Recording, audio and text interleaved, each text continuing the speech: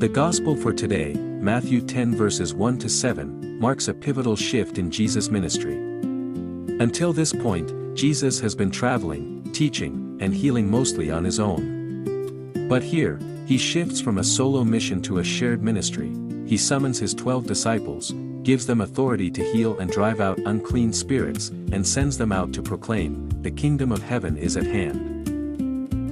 Three distinct movements happen in this short passage that mirror our own spiritual lives. He called them by name. Matthew deliberately lists the names of the 12. They weren't a faceless crowd.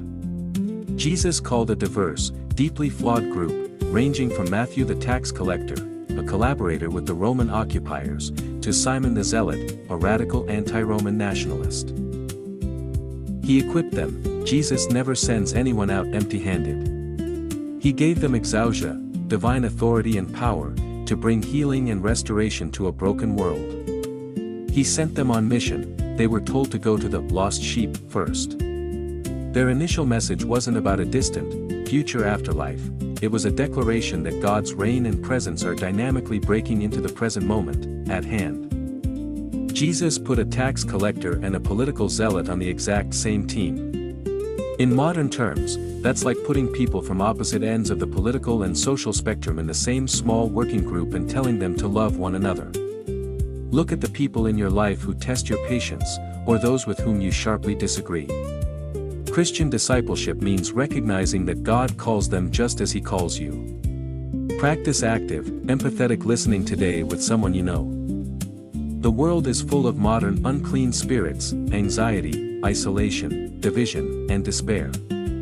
By virtue of your faith, you carry the capacity to bring Christ's healing peace into a room. When you see a colleague drowning in stress, a family member carrying grief, or a friend feeling isolated, offer your presence.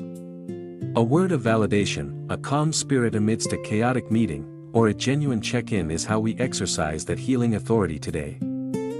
The disciples were told to proclaim that the kingdom of heaven is close.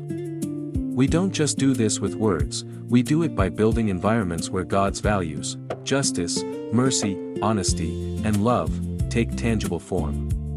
If you operate a business, manage projects, or handle client relations, make your operations a reflection of the kingdom. Ensure your transactions are transparent, treat your peers with absolute dignity, and look out for the lost sheep. The person who is overlooked, ignored, or struggling silently in your community. You don't need to cross oceans to be a missionary. Discipleship is simply letting the grace you have received without cost flow directly into the ordinary spaces of your everyday life. Thank you for watching. Please like and subscribe.